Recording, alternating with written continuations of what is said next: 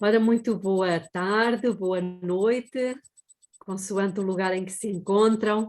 São todos muito bem-vindos a esta nossa sexta palestra do estudo do livro de Daniel, e que tem por título, como sabem, o que é que o livro de Daniel tem para nos ensinar a nós, o remanescente que vive no tempo do fim. Hoje iremos, como já temos esse hábito, não é? Fazer um parênteses no estudo propriamente dito das profecias, na sequência que temos estado a fazer. Fizemos o capítulo 6 e o capítulo 7 vamos iniciá-lo no sábado. Contudo, hoje também vamos dar trabalhar um tema que também ele próprio está dentro do livro de Daniel. Antes mesmo de começarmos, vamos fazer uma breve oração ao nosso Deus. Querido Deus, querido Pai que está nos céus, carecemos muito da sua intervenção nas nossas vidas. Agradecemos pela sua bondade e misericórdia, mas precisamos que o Senhor nos revele alguma coisa mais acerca do grande conflito, que o Senhor nos mostre aquilo que deseja que nós conheçamos e que essa luz venha ter impacto purificador e santificador nas nossas vidas. Seja o Senhor aqui, no nosso meio, através do seu Espírito, para que Ele possa impressionar fortemente os espíritos de todos aqueles que estão aqui presentes e também aqueles que irão ouvir mais tarde. Que o Senhor nos ilumine e nos conceda um coração muito agradecido e disponível para ser a habitação do Senhor neste fim do tempo. Tudo isto suplicamos humildemente em nome de Jesus. Amém. Amém. Ok, então já estamos aqui um bom grupinho. Vamos então começar o nosso estudo. Bem-vinda, Carla, estou a ver aí, Carla, Vítor. Também temos um amigo novo, Miguel Novaes, que eu não conheço. De qualquer forma, são todos muito bem-vindos. Márcia, Celeste, enfim. O título desta nossa meditação é Estamos em tempo de eleições. Um tema curioso, não é? E que nos deixa já o mote para o que vamos estudar. Vamos refletir num assunto que é extremamente importante e profundo, por isso precisamos estar muito bem focados, concentrados e atentos. Nós precisamos, acima de tudo, saber quem somos, nós como adventistas do sétimo dia. E também precisamos saber porque é que existimos como o povo do pacto. Estudámos acerca do pacto há pouco tempo. Porque é que estamos aqui? E, portanto, vamos ver dois momentos da vida de Jesus, um deles quando o Senhor Jesus morre na cruz do Calvário. E, a partir dessa data, deixa a salvação assegurada para todo aquele que aceita a sua vida e a sua morte no nosso lugar. Portanto, a partir desse momento, a salvação ficou assegurada para todo aquele que crê. Agora, a minha pergunta é, nessa altura, quando ele morreu na cruz do Calvário, quantos adventistas do sétimo dia lá estavam? Estou a falar de adventistas do sétimo dia com as 28 crenças como nós hoje os conhecemos. Quantos é que estavam lá? Ninguém. Nenhum. Não havia nenhum. E, portanto, isto nos mostra que Jesus, ele deixou a salvação assegurada sem a intervenção, sem a colaboração de nenhum adventista. Não é verdade? Ele fê-lo completamente sozinho, sem precisar de nenhum adventista. Ok, um outro momento que nós conhecemos 40 dias depois da sua morte, ele ascende aos céus e começa uma outra fase do seu ministério como sumo sacerdote para repartir os benefícios da sua obra que ele tinha acabado de fazer aqui na terra. E, como diz em Efésios 4:8, ele levou cativo o cativeiro e deu dons aos homens. Então, nessa altura, quando ele sobe ao céu e inicia uma outra fase do seu ministério, quantos adventistas do sétimo dia lá estavam? Nenhum também. Portanto, ele fez e faz, portanto, esse trabalho ele ainda continua a fazê-lo, sem a presença e a atuação de nenhum adventista do sétimo dia. Então a pergunta é, por que é que nós estamos aqui? Será que Deus precisa de nós para a mensagem da salvação? Se ele já fez tudo sem nós, sem adventistas, para que é que serve o movimento adventista? Gostava de ouvir algumas respostas. Posso falar? Sim.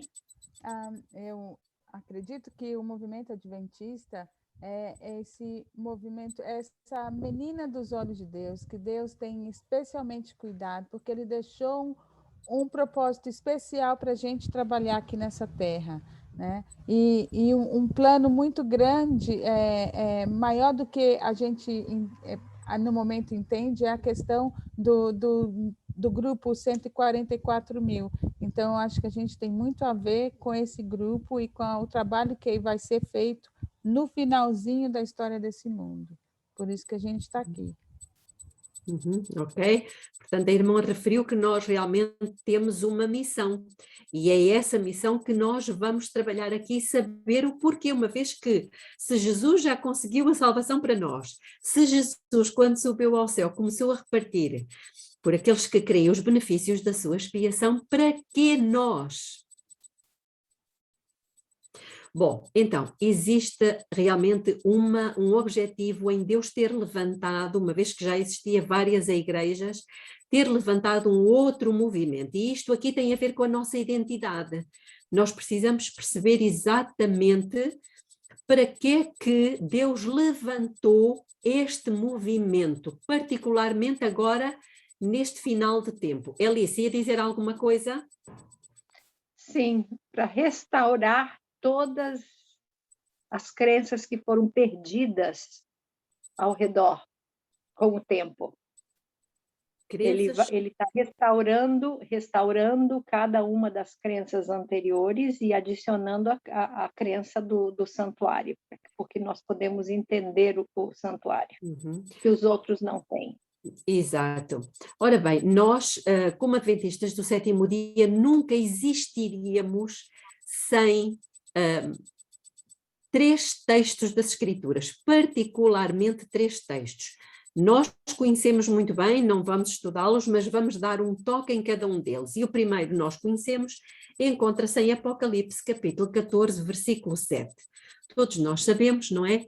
É a mensagem do primeiro anjo que diz, já agora, temei a Deus e dá-lhe glória, porque é vinda a hora do seu juízo. Portanto, sem este texto, não existiria um movimento adventista.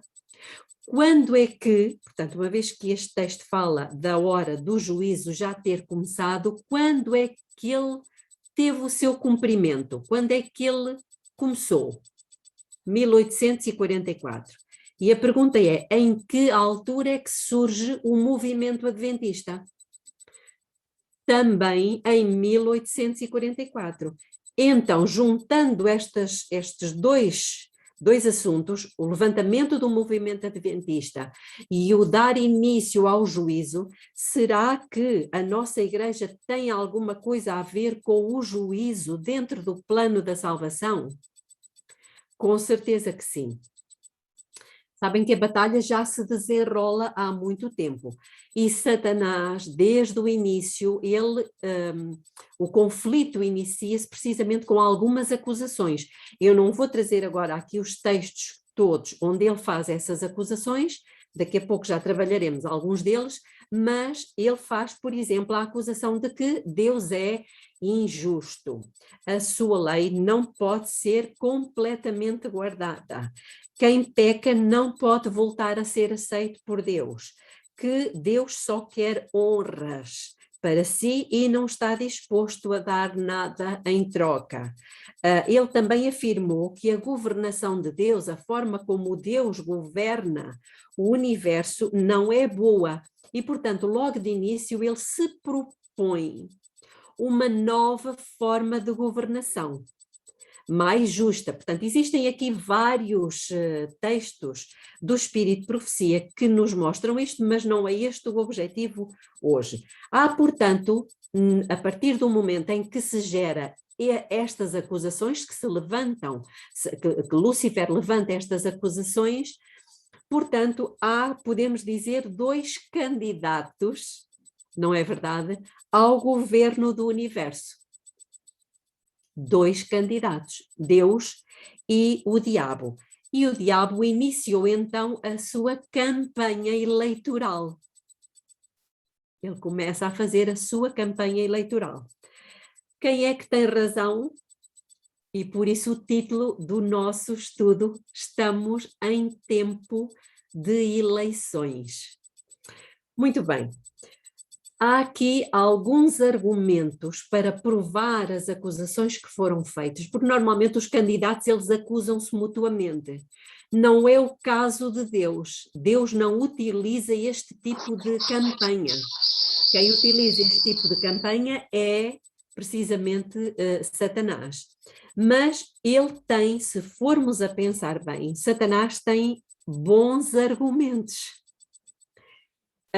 E onde é que Satanás tem conseguido esses argumentos contra Deus, contra o caráter de Deus?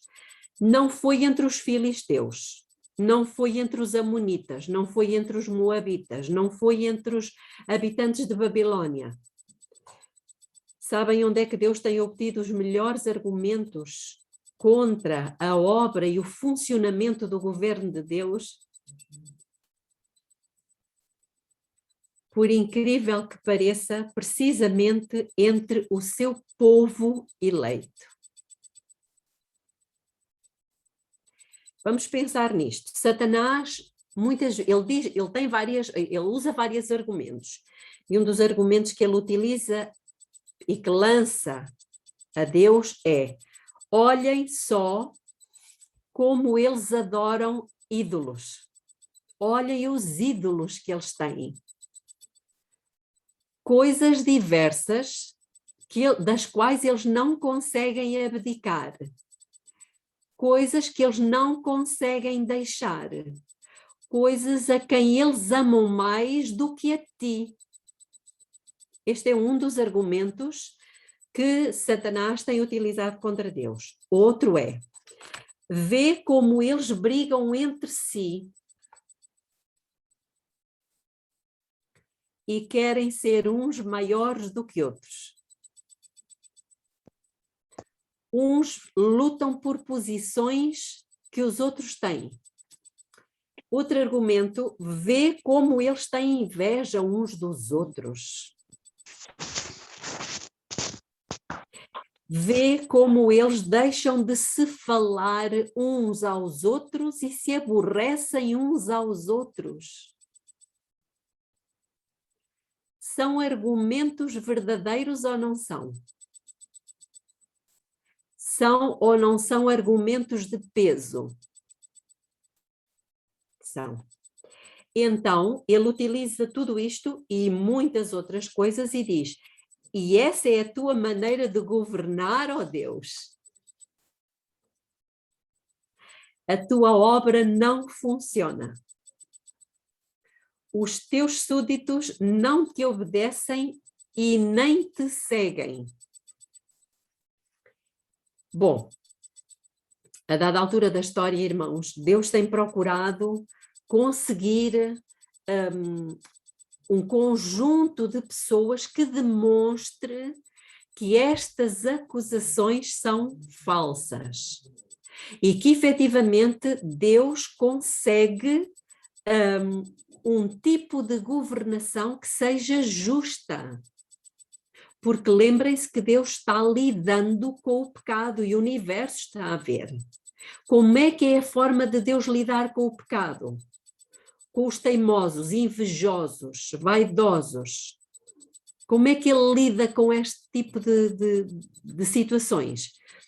A dada altura da história, as coisas estavam mesmo muito mal. E nós sabemos que, para Deus fazer funcionar o seu plano, ele teve que permitir que o seu povo fosse levado em cativeiro e o seu templo e a sua cidade fossem destruídas. Deus teve que permitir isto. Mais tarde, no tempo de Daniel, então agora aqui vamos falar um pouquinho de Daniel, no tempo de Daniel as coisas continuavam mesmo muito mal, e Daniel nesta altura encontra-se em Babilônia com outros cativos, exilados. E este é um segundo texto sem o qual não existiria Igreja Adventista do Sétimo Dia. O primeiro texto, ainda se lembram qual é, sem o qual não havia Igreja Adventista? Apocalipse 14:7, não é? Quando se dá início ao juízo e, portanto, o povo adventista, o movimento adventista levanta-se precisamente para dar a mensagem de que o juízo de Deus ia começar. Ok. Agora, este texto encontra-se em Daniel, no capítulo 8, e vamos ler o versículo 13. O versículo 13 é uma pergunta. Então eu gostava que nós lêssemos com muita atenção esta pergunta.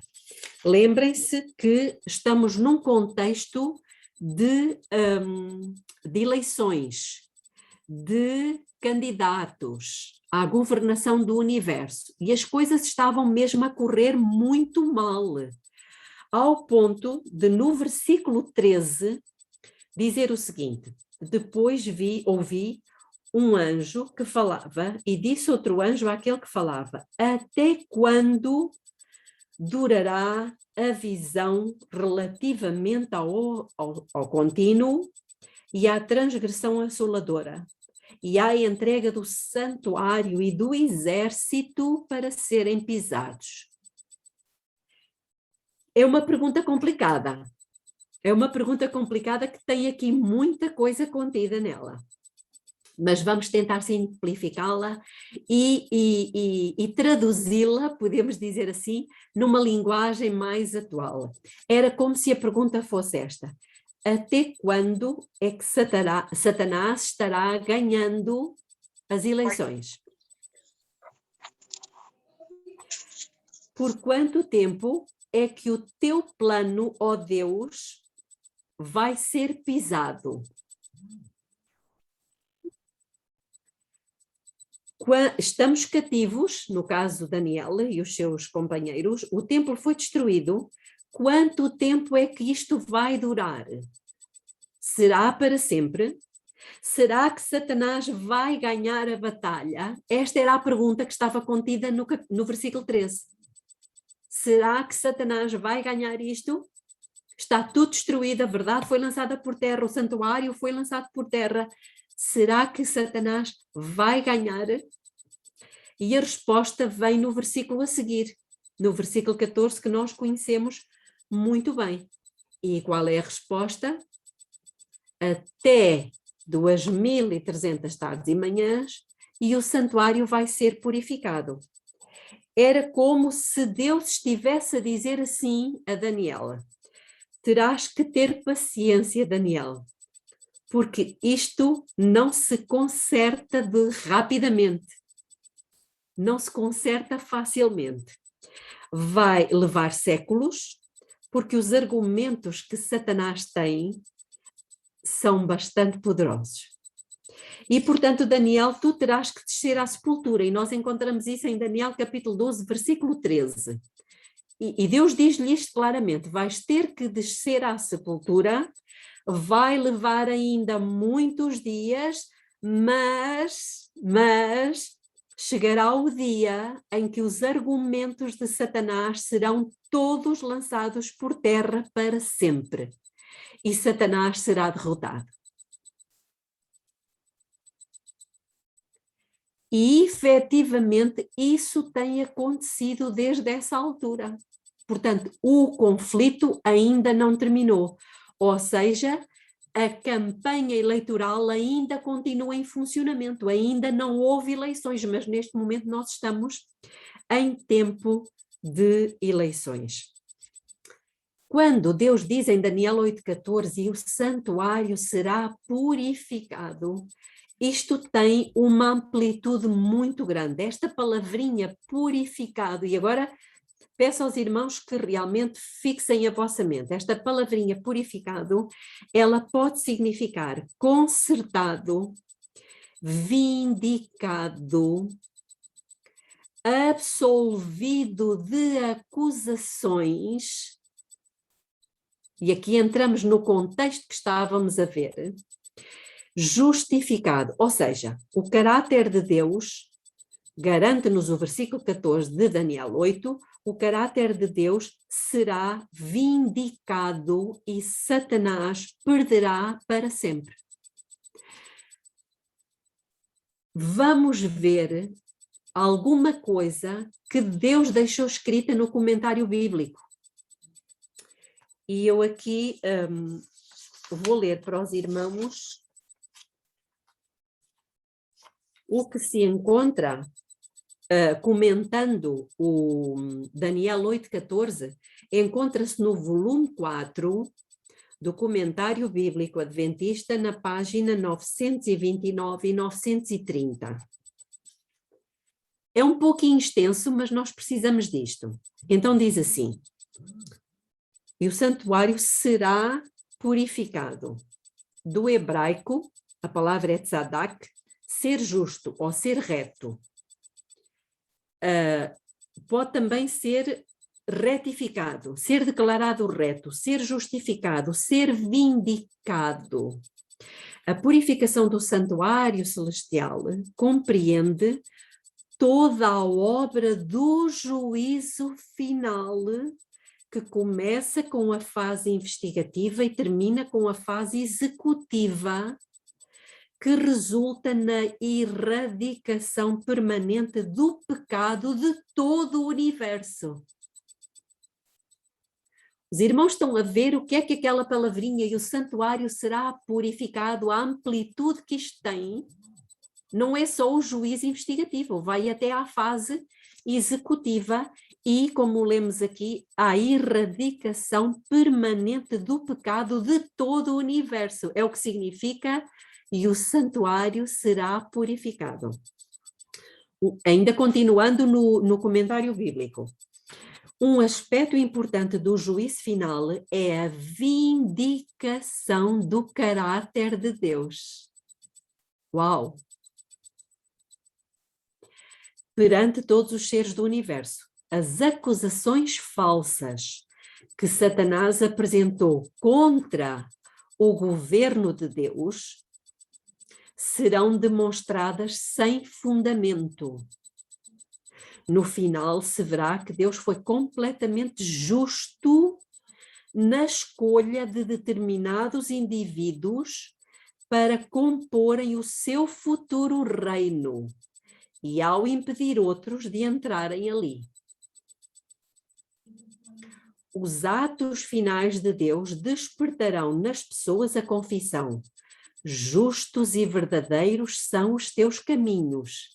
E encontramos isto em Apocalipse 15:3. Portanto, esta frase que se encontra em Apocalipse 15 é uma frase que vai ser dita no final por algumas pessoas. Outra frase: tu és justo, está em Apocalipse 16:5. E verdadeiros e justos são os teus juízos. Apocalipse 16:7. O próprio Satanás, repara isto, será levado a reconhecer a justiça de Deus. Portanto, o hebraico tzadak pode transmitir a ideia adicional de que o caráter de Deus será completamente vindicado como o clímax da hora do seu juízo, que começou em 1844. Então, irmãos, estamos a compreender o que é que um simples versículo que diz até 2300 tardes e manhãs e o santuário será purificado, o que é que isto engloba? O que é que isto inclui? Gostaria de vos ouvir perante isto que acabamos de ler agora. Vindicação do caráter de Deus. Vindicação do caráter de Deus. Muito bem. Traduzindo isso por miúdos, o que é que significa vindicar o caráter de Deus? Confirmar que ele é justo em todos os seus atos e que a lei dele é suprema e as acusações vão cair por terra. Certo. E que é possível, pelo poder dele, fazer com que os pecadores tomem a decisão de não pecar em vez de... Ok, muito bem. Também lemos aqui alguma... Desmentir Satanás. Sim. Sim, Ellen. Desmentir Satanás.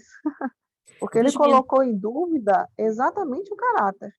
Exatamente. Eu há pouco tinha falado aqui numa expressão que é absolvido de acusações. Quando é que se absolve alguém? Quando e onde? Quando as julgamento. No julgamento. Muito bem. Agora vamos ver um outro texto, e tudo isto os irmãos já vão encaixar daqui a pouco, um outro texto sem o qual não haveria Igreja Adventista do Sétimo Dia. E é um texto que é muito pouco citado e muito menos compreendido. É um texto de Romanos. Agora vamos ao Novo Testamento, capítulo 3, e vamos ler o versículo 4. E eu peço a um de vocês que tem o micro aberto, ou se quiser abrir, pode ler Romanos 3:4, perdão.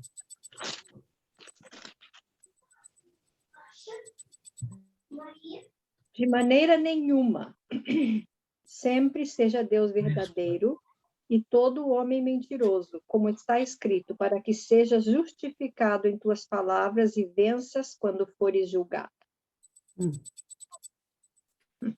Sabem o que é que o comentário bíblico comenta acerca deste texto? Porque, por norma, nós o aplicamos aos seres humanos. Não está de todo incorreto, mas ele é muito mais profundo. Então, o comentário bíblico, volume 6, na página 543, diz o seguinte, porque o texto diz, para que sejas justificado, novamente a mesma palavrinha que encontramos em Daniel, até 2300 tardes e manhãs, e o santuário será purificado ou justificado. E aqui está aplicado desta forma também. Então diz aqui, justificado ou reconhecido como justo, declarado justo. Este é o único significado da palavra que poderia ser aplicada ao Deus todo justo. Então está a falar aqui de quem? De Deus. E venças quando for julgado. Vencer. Vencer ou prevalecer. Palavra grega que por vezes era usada com referência aos processos judiciais. Então estamos num contexto de julgamento. E depois, fores julgado. E o comentário bíblico comenta esta expressão, fores julgado, da seguinte forma: ou fores a juízo. Paulo pode se referir aqui à questão central, vejam bem isto, à questão central do grande conflito entre Cristo e o diabo. o caráter e a justiça de Deus, que estavam, de certo modo, sob o julgamento da humanidade e de todo o universo. Então, o que é que está aqui em causa? O que é que está no centro do grande conflito? Somos nós? Não, é Deus. É Deus. Mas, para sermos honestos, temos que reconhecer que temos feito de nós mesmos, muitas vezes, o centro do grande conflito. É ou não? É. O grande conflito não gira em torno de nós. Ele gira em torno do caráter e da honra do Criador.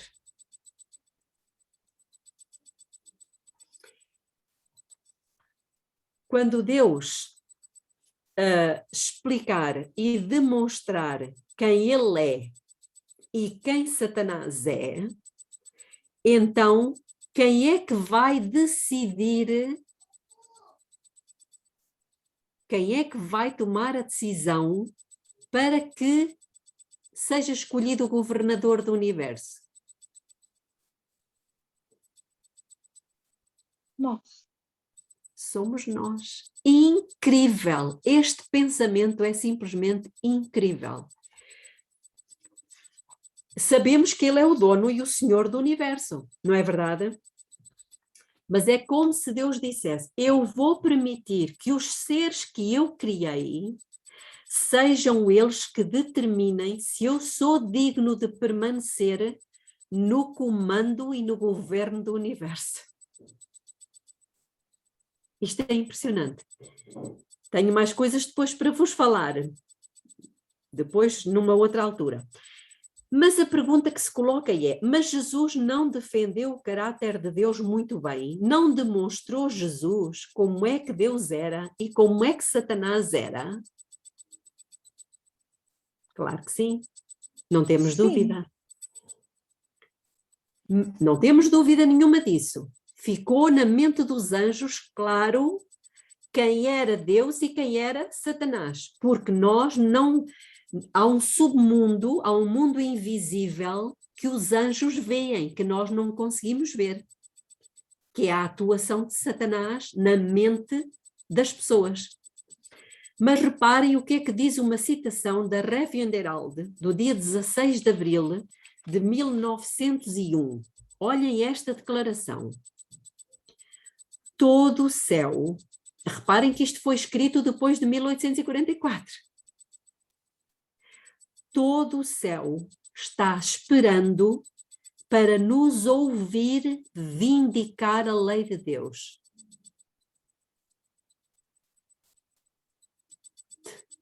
Não é impressionante esta declaração? Todo o céu está esperando. Quer dizer então que Cristo não concluiu a vindicação definitiva de Deus?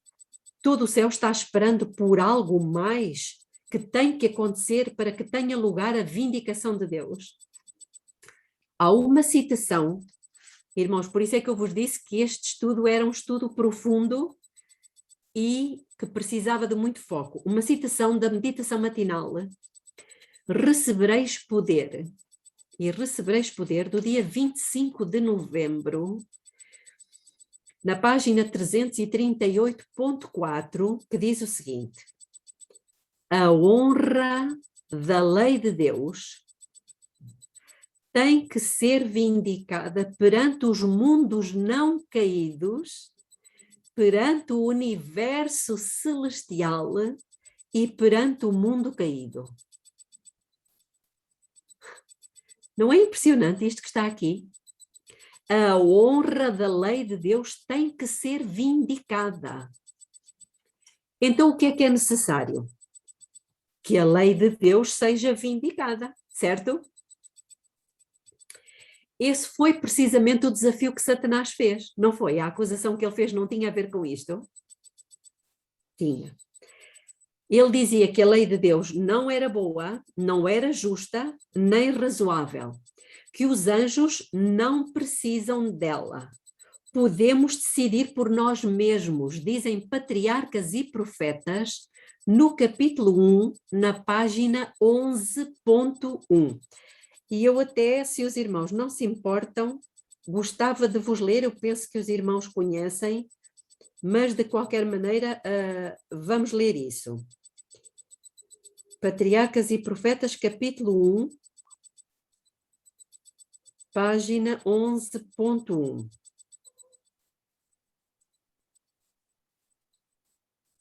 Então diz assim: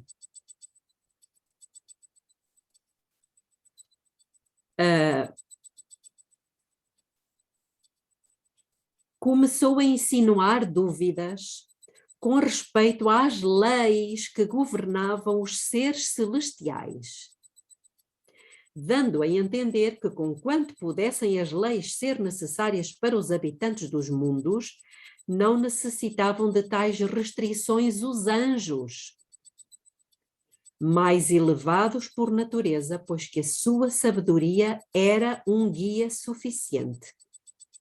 Não eram eles seres que pudessem acarretar desonra a Deus. Há pouco falávamos de honra, não é? Honra de Deus.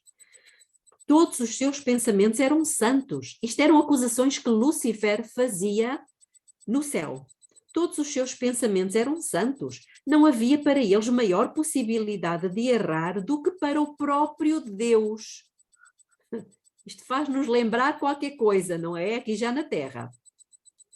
A exaltação do Filho de Deus é igualada com a do Pai. A exaltação do Filho de Deus, à igualdade com o Pai, foi representada como sendo uma injustiça feita a Lúcifer, o qual pretendia-se tinha também direito à reverência e à honra. Pronto, não vamos entrar agora por este aspecto. O que eu queria salientar aqui realmente era a acusação que Lúcifer fazia. Portanto, a lei tem que ser vindicada. E no 5º volume de Testemunhos para a Igreja, irmãos, isto são textos muito importantes, porque isto tem a ver com o grande conflito e com a nossa compreensão e participação nesta questão toda, apesar do grande conflito girar em torno do caráter, da vindicação do caráter e da lei de Deus. Então, no 5º volume de Testemunhos para a Igreja, no capítulo 89, na página 746.1, diz o seguinte: se já houve um povo necessitado de luz sempre crescente do céu, é o povo que neste tempo de perigo Deus chamou para serem depositários da sua lei e reivindicar o seu caráter perante o mundo. Quem é esse povo? Somos nós que vivemos hoje. Nós fomos, portanto, chamados para uma missão especial, ou seja, vindicar o nome de Deus ou o caráter de Deus. Mas nós conhecemos, irmãos, que em Apocalipse 14, antes do voo dos 3 anjos, que acontece a partir do versículo 6, nós temos que ter isto bem na nossa mente, antes do versículo 6 existem 5 versículos. Não é verdade? Apocalipse 14, 1 a 5, são 5 versículos. E o que é descrito nesses 5 versículos? Um grupo de pessoas. 4.000 que estão com o Cordeiro sobre o Monte Sião e são irrepreensíveis. Exatamente, têm características. E Deus aqui, muito obrigada, descreve essas características. Como disse a Alice muito bem, eles são, entre outras coisas, irrepreensíveis. Irmãos, uma gente irrepreensível, sem falta. Será que nós já vimos alguém que tinha um espírito excelente, que era irrepreensível, que não tinha falta nem erro algum? Quem foi? Daniel. Muito bem, então estão a ver aqui, Daniel. Gente sem engano. Agora eu faço-vos uma pergunta. Irmãos, se estas 3 mensagens estão a ser pregadas desde 1844, nunca nos perguntamos por que é que essa mensagem dos 3 anjos não tem tido os resultados que esperávamos? Por quê? Se elas foram dadas, essas 3 mensagens foram dadas por Deus a nós como um povo para precisamente preparar o mundo para a vinda de Jesus. Mas Jesus ainda não veio. Nunca nos perguntamos porquê.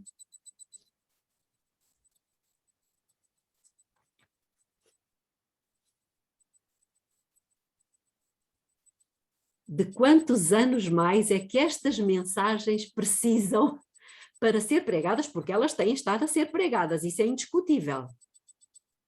Para que Jesus venha. Quantos anos mais? Onde é que está o problema?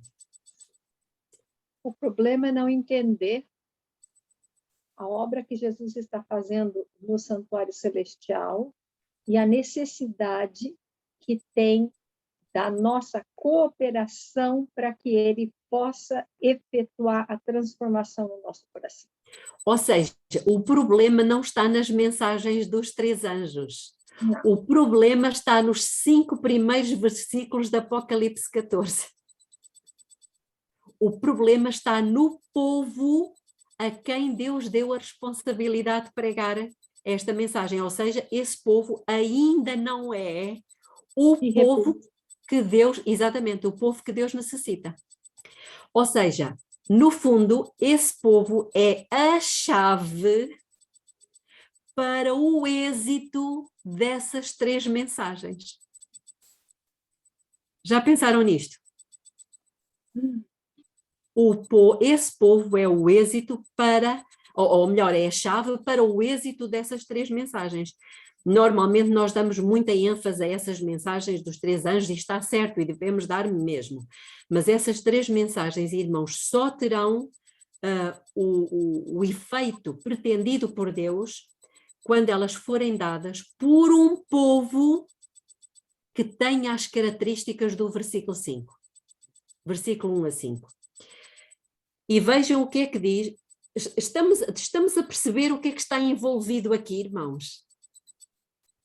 É que isto é muito sério, isto tem a ver com o caráter de Deus, com a vindicação, com a purificação do santuário, com uma obra que envolve todo o universo. E nesta história toda há inocentes e há vítimas. Há vítimas. Então, no Desejado de Todas as Nações, no capítulo 73, na página 475.3, diz o seguinte: a honra de Deus, a honra de Cristo, acha-se envolvida, sabem em quê?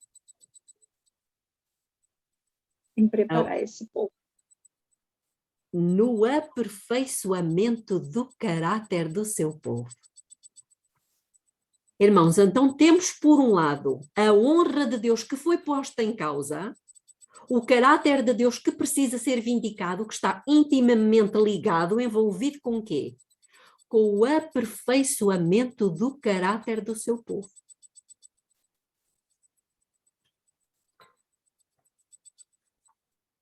Neste texto, o que está em jogo, irmãos, não é a minha honra, nem a vossa honra, nem a honra da igreja. Estamos nós a perceber o que é que está aqui, irmãos? Não é a honra da igreja que tem que ser defendida. É o quê? É o caráter. É a honra de Deus. Irmãos, isto desfoca completamente aquilo que nós estamos habituados a ter como conceito, é ou não? É a honra de Deus que está em causa. O que está em jogo é o caráter de Deus, é o nome do Criador. Mas será que Deus poderá levar a cabo esta obra? Será que realmente Ele pode produzir um povo como Ele próprio disse e que está registado em Apocalipse 14:5? será que isto é possível? Bom, eu posso vos dizer que a maior parte do cristianismo diz que isto é impossível.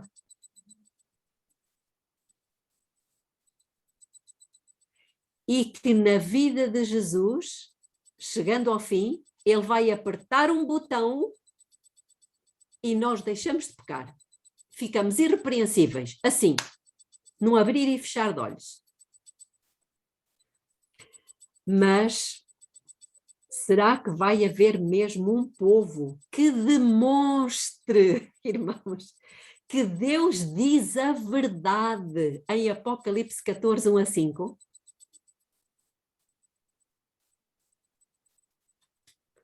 Sim. Eu acredito. Essa semana, Belinha, Como? no Espírito Profecia.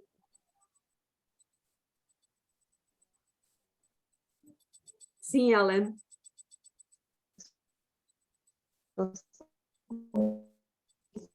Ellen está com uma pouca rede. Pouca rede. Internet muito ruim. Ellen está com pouca rede, não conseguimos perceber, Ellen. Belinha, No Espírito Profecia, em que Ellen White fala assim, que Deus se agrada, escuta. Ellen, desculpa lá. A tua rede está muito má e nós não te conseguimos praticamente escutar. Eu sugeria que quando acabasse a gravação no final, tu apontasse essa observação para a fazeres depois da gravação terminar, está bem? Não te ouvimos. Ok, Noel, ok. Minha internet está bem ruim, já eu passei 2 dias sem ela. Ok. Ok.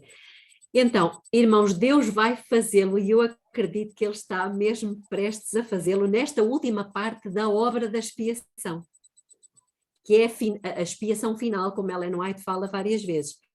E é isto, irmãos, que vai demonstrar, não é? Quem é que merece, se Deus merece ou não, continuar na governação do universo, porque isto tem que ser demonstrado perante todos. Os que transgridem os mandamentos e que não creem que isso é possível, ou seja, que não é possível guardar a lei de Deus, o que é que acontece com eles? Vamos ler o que é que Ellen White diz no De Já Todas as Nações, no capítulo 31, na página 211.3. Portanto, nós temos pessoas que realmente não acreditam nas palavras de Apocalipse 14, versículo 5. É verdade ou não? Você fala de pessoas que não acreditam dentro da igreja. Dentro da igreja, dentro dos crentes, são crentes descrentes, não sei bem como é que é isto, mas são crentes que não acreditam nas palavras do Senhor. Bom, mas então Ellen White diz assim: todos quantos transgridem os mandamentos divinos estão apoiando a pretensão de Satanás de que a lei é injusta e não pode ser obedecida.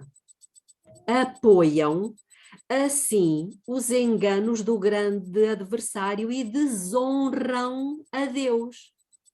O que é que está em causa no grande conflito? O caráter de Deus. A honra de Deus. Não é o que foi posto em causa?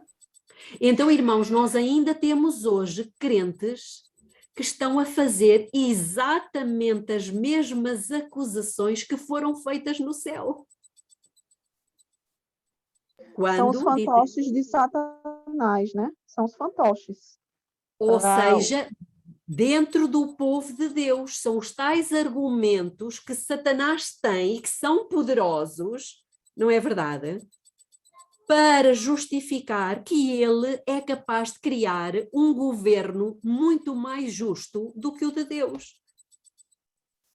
Porque ele tem esses argumentos dentro do próprio povo de Deus. Estão a ver a dificuldade que Deus tem para resolver a questão do grande conflito? Não é fácil, o mais difícil é ser Deus. Bom, essas pessoas estão literalmente a dar a Satanás os argumentos que ele necessita. E ela continua. A vida de... esta citação, irmãos, é muito importante. Eu pedi aos irmãos que depois em casa a lessem e permitissem que o Espírito Santo trabalhasse convosco, porque são pensamentos profundos, e eu tenho percebido ao longo dos anos que nós nos temos contentado com uma leitura muito superficial. Nós temos dificuldade em mastigar os textos, e por isso não chegamos à profundidade dos pensamentos que Deus colocou nesses textos. Então, na continuação do texto, ela diz assim: a vida de obediência do Salvador manteve as reivindicações da lei. O que é que manteve as reivindicações da lei? A vida de obediência do Salvador. Provou. Lembrem-se que nós estamos num contexto de julgamento, e num julgamento eu não posso fazer acusações a alguém sem ter provas. E aqui diz que provou que a lei pode ser observada pela humanidade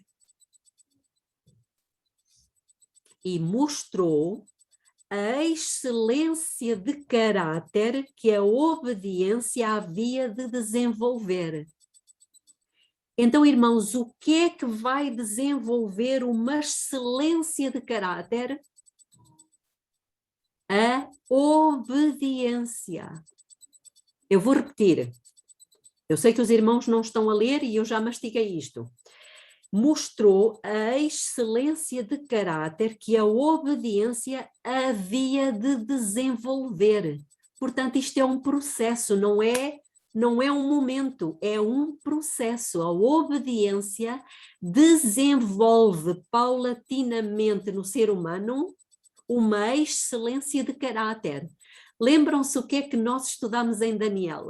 Que ele tinha um espírito excelente. Por quê? Porque ele se habituou a obedecer. Continuando. Todos quantos obedecem como ele o fez, está a falar de Cristo, estão semelhantemente declarando que a lei é santa, justa e boa. Então, a obediência é um estilo de vida. É um estilo de vida. E é mais, é uma vindicação da justiça de Deus, do caráter de Deus e da lei de Deus. Sim, Alice. E Deus não pode colocar fim ao diabo e todos os seus súditos sem ter essa segunda testemunha. Jesus foi a primeira testemunha, e esse grupo no final, que fica em pé junto com o Cordeiro sobre o Monte Sião, irrepreensíveis diante de Deus, será a segunda testemunha, para que Deus possa colocar o fim total no conflito. Exatamente. O problema que eu vejo é que as pessoas não compreendem exatamente a obra da graça de Deus e acha que sempre Deus vai cobrir, em vez de saber que Deus vai dar forças para a pessoa escolher não pecar. Exatamente, exatamente. Então, falávamos de obediência. Desobediência é o contrário, não é? Desobediência é pecado, certo? Sabem de que é que o pecado trata na realidade? O pecado não tem a ver, irmãos, vejam este pensamento, eu penso que isto pode vos escandalizar. O pecado não tem a ver se eu vou para o céu ou se eu vou para o inferno. Entendem o que é que está aqui? O que é que eu estou a querer dizer? O que o texto que nós lemos há pouco do Desejar Todas as Nações nos mostra é que, tal como toda a Bíblia, o pecado trata de quê? De um voto colocado ou em Deus. Nós queremos que Deus governe o universo. Porquê? Porque Ele é justo, Ele é verdadeiro, ou um voto colocado na urna de Satanás, para que ele ganhe as eleições. Estamos a compreender uma dimensão se calhar um pouquinho diferente. Mas é disto que trata o grande conflito. Por isso é que lá está, o nome do livro é O Grande Conflito entre Cristo e Satanás. Agora, quando nós deliberadamente fazemos, seja o que for, fazemos aquilo que sabemos que está mal, o que estamos dizendo ao universo é que o caminho de Satanás é mais lógico e é mais razoável do que o de Deus. Não é isso que estamos a dizer. Muitos pensam e agem como se Mateus 5:39 fosse completamente irracional e ilógico. Irmãos, estamos a falar de crentes. E eu pedia que abrissem em Mateus capítulo 5, versículo 39. É nas bem-aventuranças. E Jesus diz alguma coisa muito séria e que nós fazemos muito pouco. Mateus 5:39. Isto tem a ver com o candelabro do santuário. Mas o que é que diz então Mateus 5:39? Alguém que queira ler, por favor. Eu, porém, vos digo que não resistais ao mal, mas, se alguém te bater na face direita, oferece-lhe também a outra. Se alguém te bater, a palavra bater não está lá por acaso. Mas nós encontramos, não é, muitos crentes que dizem assim: mas se eu fizer isso as pessoas vão rir na minha cara. Eu vou ser capacho dos outros. Exatamente. E desta maneira, com este tipo de pensar, Satanás tem mais votos do que Deus. Tenho ouvido muita gente dizer: nós temos que ser bons, mas não bonzinhos.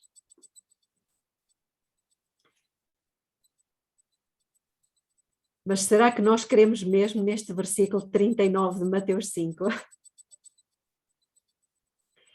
Queremos como Deus diz, ou queremos que, não, se me fazem mal, vão ter que pagar? Em que é que nós queremos? Aí diz bater na face. Lembram-se do candelabro?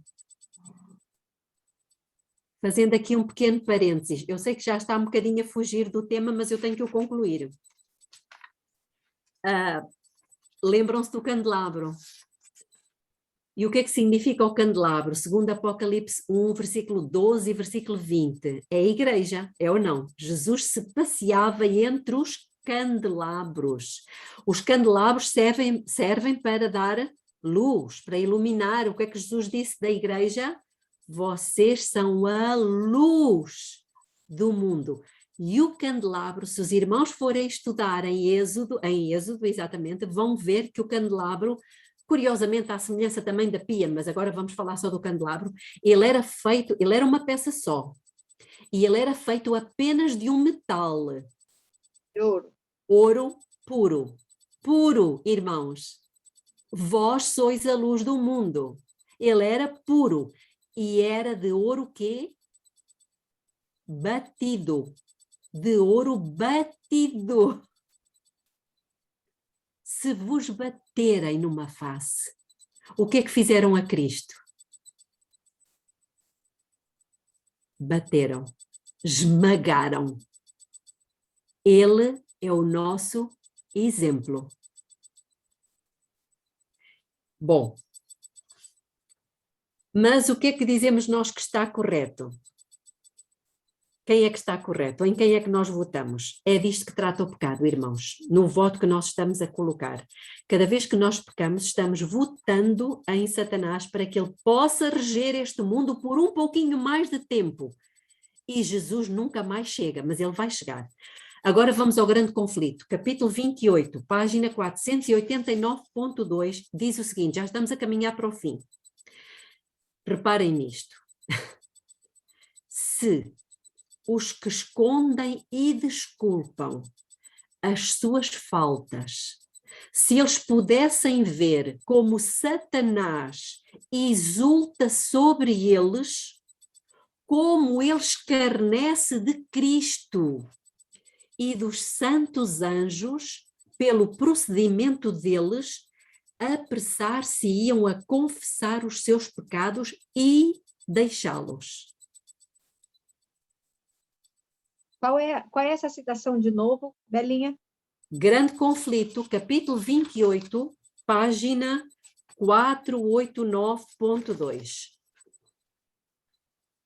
Sabem que muitos, quando são apanhados ou descobertos, eles culpam os outros, não é? Às vezes também fazemos isso, miseravelmente, e outros até culpam Adão. Mas reparem que a citação que nós lemos, que eu li há pouco, não diz assim: se os que escondem e desculpam as suas faltas pudessem ver que iam para o inferno, apressar-se-iam a confessar os seus pecados e deixá-los. Não é isto que a citação diz. Ou seja, não é a nossa ida para a salvação ou para a destruição que está em causa. O que é que está em causa? O pecado não tem a ver com o que me acontece a mim, irmãos, ou com o que acontece a vocês. Nós não somos o centro do grande conflito. A grande questão é que quando nós pecamos e nos recusamos a confessar e abandonar, Satanás atira, joga à cara de Deus e diz assim: vês, o teu modo de governar não é bom. Eu tenho uma proposta melhor. Ou diz que não funciona, né? Não funciona. No segundo volume de Testemunhos para a Igreja, no capítulo 26, na página 170.2, diz: se pudessem ver os puros anjos. Agora vamos ver o que os puros anjos fazem e depois vamos ver o que é que os anjos maus fazem. Então, se pudessem ver os puros anjos como com os seus brilhantes e inquiridores olhos, atentamente fixados sobre vocês, observando para registar como os cristãos glorificam o seu mestre, aqui é que está o ponto. Se nós pudéssemos ver isto, e será que não podemos? Podemos pela fé. Pela fé em quê? Nestas citações que nós temos aqui. Os anjos bons, irmãos, nos observam para ver os votos que nós estamos, em quem é que nós estamos a votar, não é? E os anjos maus, o que é que eles fazem? A citação continua. Ou pudessem observar o exultante e escarnecedor triunfo dos anjos maus, enquanto eles expõem com cada afastamento do caminho, e então citam as escrituras que foram violadas por nós e comparam a nossa vida com os textos que nós professamos seguir, mas dos quais nos desviamos. Vocês mesmos ficariam assombrados e alarmados.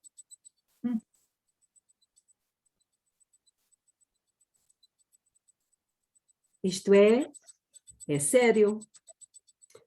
Os anjos maus jogam os pecados na cara de Jesus e dizem: olha para eles, a tua forma de governar não é boa. Eu proponho uma melhor e mais justa. Irmãos, nós já estamos neste grande conflito realmente há muito tempo. E a pergunta inicial que nós fizemos foi: por que é que nós, como movimento adventista, existimos? Existimos como adventistas do sétimo dia para vindicar o caráter de Deus, para provar a todo o universo que Satanás é mentiroso, que Deus é justo no seu trato com o pecado e perfeitamente capaz de fazer um povo irrepreensível, restaurado à sua imagem, como ele mesmo falou em Apocalipse capítulo 14, versículo 5.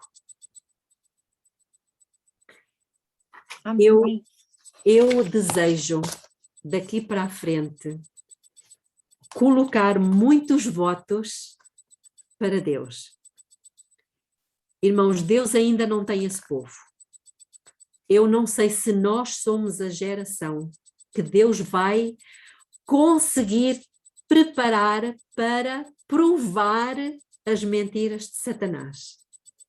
Mas eu gostaria que nós fôssemos esta geração. Porque eu acredito em Apocalipse 14, versículo 5. Vamos terminar com uma oração. Querido Deus, querido Pai que está nos céus. Ó Senhor, muito obrigada, porque o Senhor nos deu uma visão ainda mais nítida de que é que trata o grande conflito. Que o Senhor nos conceda mais iluminação e mais determinação, como temos estado a estudar no livro de Daniel, para que nós sejamos aqueles antítipos de Daniel no fim do tempo. E o Senhor possa trabalhar em nós que somos barro de oleiro, para nos moldar e nos restaurar à sua imagem e semelhança. Estamos cansados de estar aqui, Pai, mas o nosso objetivo não pode ser egoísta. O nosso objetivo tem que ser a sua honra. Amém. Tem que ser a honra, o seu caráter, a sua lei. Temos que defender a honra do nosso Pai e não permitir que durante muito mais tempo o seu caráter, a sua honra continuem a ser denegridos. Dê-nos o seu Espírito, Pai. Batize-nos com esse Espírito. Batize também a sua igreja, a liderança da sua igreja, Senhor. Porque neste momento é o Senhor Jesus, é o Senhor que estão em jogo. E nós pretendemos, ó Pai, acabar com isto rapidamente, para que o Senhor Jesus possa vir criar um novo céu, uma nova terra, onde habita a justiça. Que o Senhor nos batize com o seu Espírito mais uma vez, é o que lhe suplicamos em nome de Jesus. Amém.